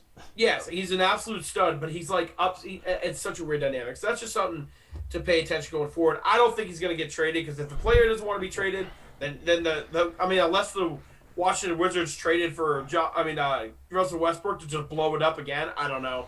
But other than that, I know Evan, you have a couple things you wanted to say. Oh yeah. So the Brooklyn Nets just really need to turn up on defense. I mean, to be honest, they gave up 150 points versus the Wizards, who we were just talking about. That's really bad. That's so bad. I mean, didn't they give up 48 points in the fourth quarter? They were the worst team in the NBA. Yeah. You know what's crazy about the Nets? Going into today's game, they have the number one offensive efficiency in the history of the game. They also have the worst defensive efficiency in the history of the game. How does that I'm just gonna put it out there. They won't make it to the finals if they can't play defense. Yeah. The finals. Yeah. Even. Yeah, I don't think it's gonna do much. Strap it up. It's not K. There's got to be some blame to put on KD, but no, if you're giving up 150 points to any team, it's the entire team. It doesn't it's a team. fall pivotally on any one person because there's not one position that you're getting 150 points dropped on you. It's the whole team. Right. This isn't Kobe and Jalen Rose kind of thing here. Kyrie and James Harden need to turn it up. On defense. That's just really it. We'll be talking a lot of basketball as the year goes on a lot. So, and then the last thing I wanted to talk about, because we are over a quarter of the way through the season now. How are we on the MVP discussion, boys? Where do we how do we feel? Give me the Serbian hammer. I called it after the first week overreactions. I said Nikola Jokic for MVP. Yep. I'm not too far off.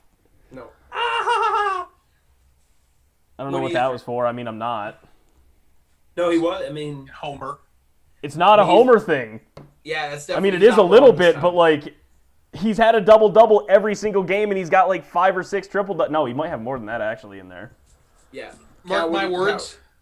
Steph Curry in the second half of the season, third half of the season, and the last half of the season, it's going nuts. MVP. He's already going nuts. He has the most points scored in the NBA. But Yeah, he does. you know, Cal, where do you fan. sit? I'm still a casual fan, you homer.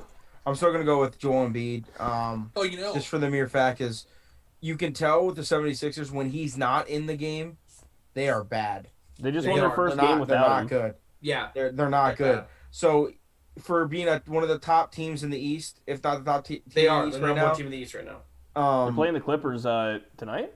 No, the Nets Nets tomorrow? do. Nets play the Clippers tonight. They might play tomorrow. That's what it was. But with being a top team in the East, if you have to be the MVP on your team first, which he is, because it proves that he's not, when he's not there, they're garbage. So that's why I'm riding with him. He's still doing great things, and he's actually trying this year, which actually is a refreshing taste on his playability. So if he keeps playing like this, it's hard not to give it to him. But there's like 5 guys right now that you can. No, there's put in a there. handful of argument people Yeah. here. Real quick Embiid- though, since I said Jokic and you said Embiid, they were both the NBA Player of the Month for January, by the way, and it's the first time 2 centers from each conference have won the award in the same month since November of 2006, where Dwight Howard and Yao Ming won it.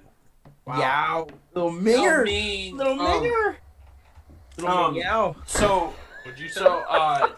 so for me, I went through and I did some research on a couple guys, and the crazy thing about it is that Because Nikola Jokic is the best one.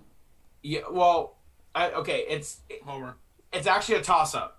So right now, Jokic is averaging 26.8 on 57% shooting, which is insane. 38% from the 3, 11.8 rebounds, 8.6 assists, 1.8 blocks, and 0.6 steals. Joel Embiid's averaging 28.3 points, 54%, 40.4% from 3, which is It's good. a 7'2" player is mind-boggling. 11 rebounds, 2.8 assists a game, 1.2 blocks, and 1.3 steals. So, I mean, you could say those two are.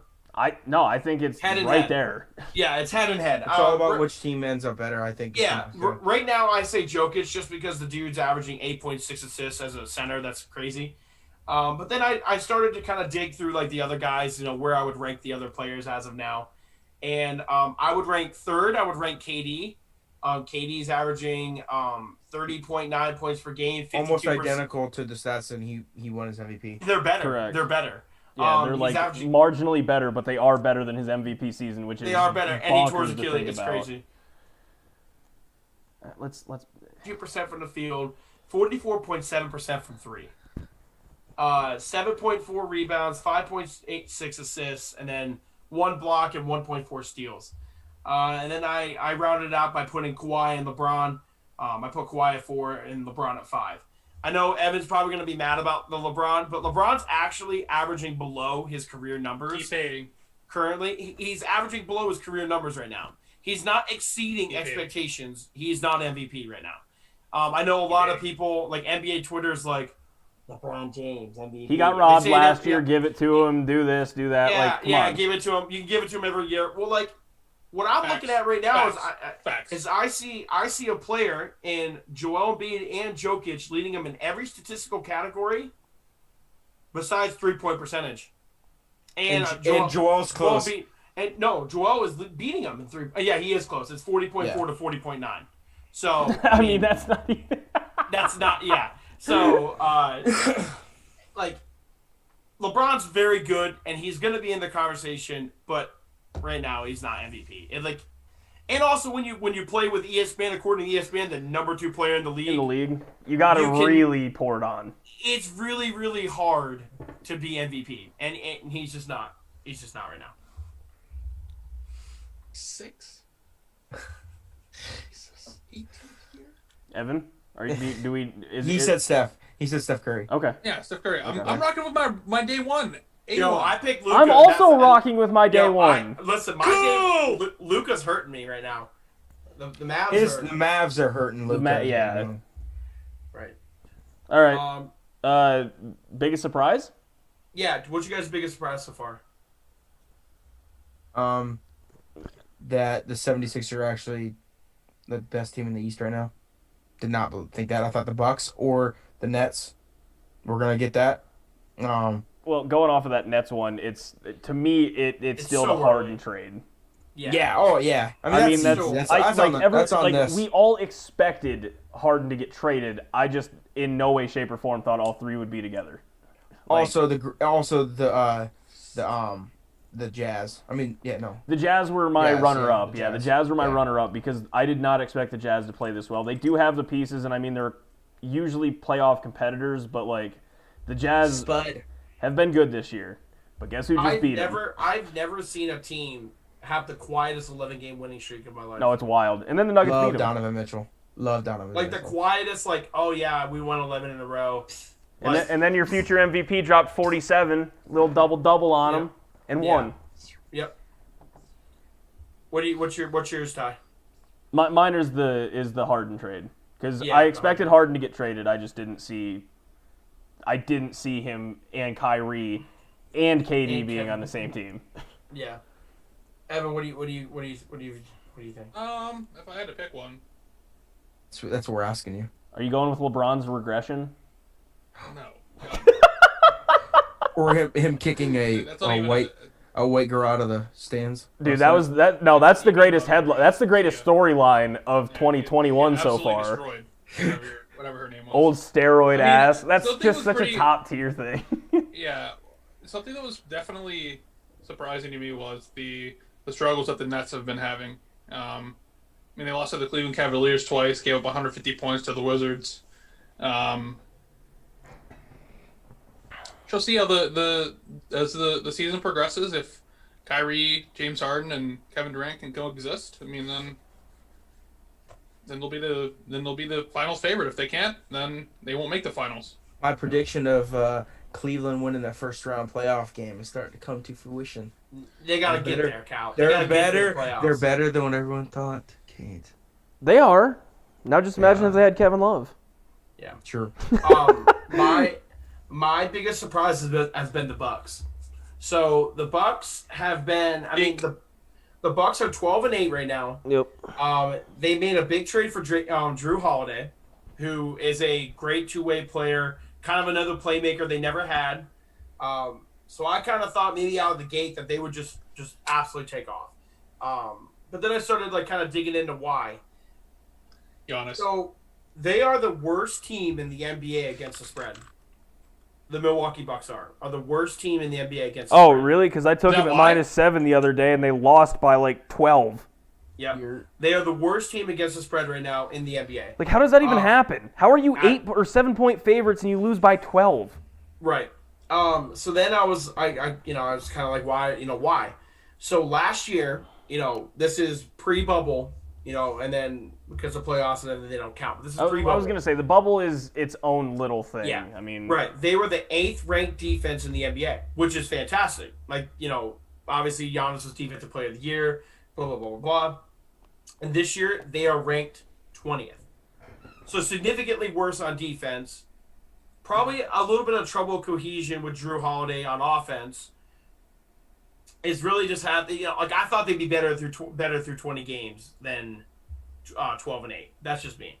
And also, Giannis's numbers are down. So last year, Giannis averaged like 30, 15, and like 6 assists, shooting well over 50%, and shot like, I think it was like low 30s from 3. This year, he's averaging 27 points per game, 55.8, 28% from 3.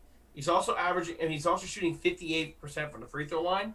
He's averaging 11 rebounds and 5.7 assists on 1 block and 1 steal. So he's also not playing as well. So it's kind of just like a weird dynamic of that team. I kind of thought they'd be a lot better, and I kind of was hoping Giannis would take another step.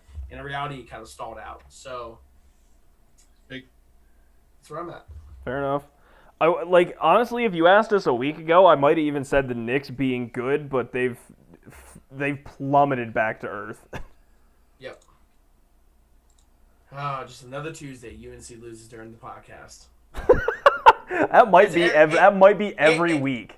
Yep, they won last week. Was the first Tuesday that they won so that we did the podcast, and then they lose today. Whatever. All right. On to betting. Yep. My favorite segment. All right. After last week, I went 1-1. The Avs won 5-1 against Minnesota. I had them at -1.5. The Bucks, as we just quite literally said, got their literal wheels blown off. I'm sitting at 6-6. Cal had Cavs -2.5. That was a W. He had the winning margin for the tournament at 2 strokes. It was 5.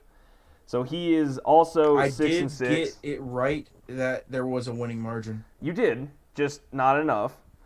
Cade had What? the Celtics -3. He lost there, but There has then to he be had winning Finau margin. in the top 10. That was a W. Idiot. Yes, sir. That puts Cade at 7-5.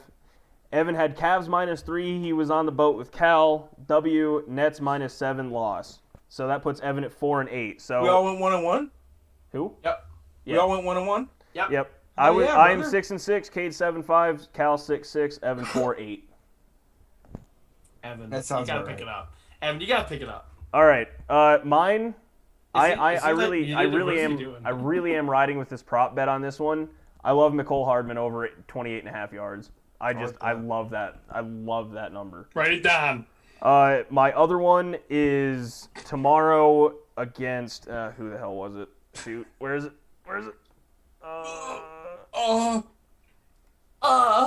That's enough of that. Yeah, Mavs tomorrow play the Hawks. Right now they're -1.5. I'll take the Mavs.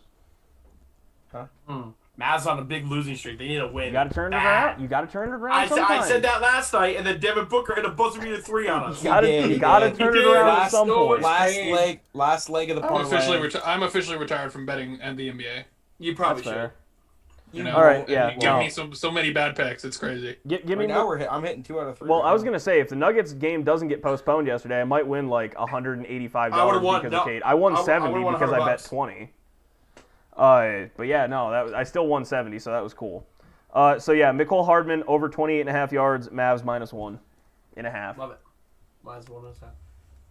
Go ahead, Ev. Who do you got? Taking the Chiefs -3. Okay. Think about doing the correct score. Kansas City 10, Tampa Bay 0 for plus 25,000. You're doing a box. You're doing a box wild. bet right now. No. I'm taking heads. Heads? Love that. He's trying to go 2 for 2 right now. He is big That time. is the biggest cop out I've ever heard in my life. No, Oh it's my not. What God. do you mean, Kate? You have a You're the 50-50 king shot. of cop-outs. It's a the king of 50-50 shot. cop-outs. Evan, we can I'm go gonna back. take the Nets money line when they're -1250. I've never bet a money line bet in this show. Never. -1250. Good. I don't think you Keith. have actually. Oh, I have not. I have never taken a money line bet. I We're think- out time. Nobody Only asked money, you. I take only money lines when they're underdogs. That's it. All right, Ty. I'm ready when you are. Let it ride. I am taking another golf bet. Okay. Okay. I am taking Siwoo Kim as a top 10 again at plus 550. I don't know if you watched the last one, but like when I had to write this stuff out, like it literally took up the entire screen. Oh, wait till you see Imagine mine. typing it. Wait till you imagine see typing mine. it. Wait till you see mine. What was it? Plus. Plus 550. Okay. Listen, that's a great. Listen, I'm keeping It's a it good a number. buck. It's a good number. Yeah, I'm keeping it a buck. For you. All right, and then for the NBA, because you know, guys, I gotta give you an NBA bet every week. I am taking the Chicago Bulls -2.5 over the Knicks. What a cop-out. You were gonna say that? Yeah, Minus that's 2.5? predictable. -2.5 Okay. against the Knicks. I was actually looking at that one too. I thought about it. Oh, they're gonna beat the brakes off, baby. I really thought about it. All right, Bert, what do you got? Ready? You ready for me to go 0-2? Sure. Okay, we're gonna ride with the over at 56 points for the Super Bowl. You're losing. Wait till you see the next one. 56 over. I gotta ride the over. It hit me well with the championship games. You gotta keep going. You gotta keep going. You know what? with it. That's fair. And then we're gonna go with a golf bet. Round one of the Waste Management Open. We're gonna go Rory McIlroy to record an eagle in round one. And we're done. Plus 600. I love that. Wow. He's got. I know for a fact that golf course he has 5 opportunities. That's a pretty good bet. Plus 600. Why- Roy McIlroy why are we to doing record an this? eagle on the first round of the Waste Management Because Open. we're actual degenerates. This is a sports gambling. Bro, podcast listen. tonight. Listen. Did we the legit golf all bets- just bet a prop in there too? Huh? I think we all just put a prop bet in ours. I'm counting Yes. Evan's head as a prop bet. Mine, That's a prop Nicole bet. Hardman. Yes. Kane's got That's Siwoo Kim, and you 50, got yes. an eagle. Yes. Eagle in the first round. We're really falling into this. Heck yeah, brother. Oh yeah, baby. Listen, I'm going it's 0-2 not- this week. Listen, guys, Happening. it's not a listen. Everyone that's in here listening to us today, I'm it's done. not about the headliner. You don't have to bet the headline game. Pick the moneymaker, and that's what we do in this podcast. What I'm saying You gotta hunt is for it. You gotta hunt that for it. I'm either Just going to one. go 2-0 Hungry dog or runs fast, 0-2. right, There's no in between. No in between. No, I think you could go 1-1. Nope. Because I just remembered that my score prediction was definitely the over. Yes. I'm telling you, they're going to put up points. They're going to put points. No, get it. I mean, if the Chiefs' front 7 can somehow get to Brady, I mean, it's over. It's not Points. like Brady can move. I don't want them to get to him. I want them to score 30 Well, each in the you could first half. say you say that about the Bucks too. If the Bucks front 7 can get to Patrick Mahomes with turf toe, We're going to see 2 weeks the to heal, he's record. fine. We're going to see the record I don't points think it heals scored. that fast. We're going to see the records points scored in Super Bowl history this year.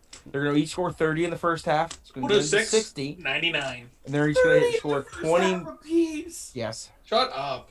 No. I'll All right. hit it and I will text Anyone got all you anything guys. else? Nope. Hey, we love you guys. Follow We us on do. Twitter. We do. Thank you. Follow us We on love Twitter. you Twitter. guys. Evan is Sponsor us. posting. Evan's going to be posting our picks out after this, right as we speak. So you'll see them tomorrow when we go. through. Hey, Evan said when we hit Podcast. 100 subscribers on YouTube that he's gonna shave his head. So everyone do that. I'm here for that. I'll buy I subscribers for did that. not say that. I'll grow a bullet. I'll grow a bullet. I mean, to be fair, we're already at 70 subscribers on YouTube. That's what I'm so- saying. Once we get to 100, Evan's gonna shave his head. I Shave will my head, grow. chat. I will grow a bullet. I'll do All it. right, that's the show. Thanks for watching, everyone. Thanks for listening. Make sure to follow us, like, subscribe, Evan. all those things that everyone else says that we're forgetting. Have a great weekend. Yo! Celebrate safely. Comment. Don't Comment. drink and drive.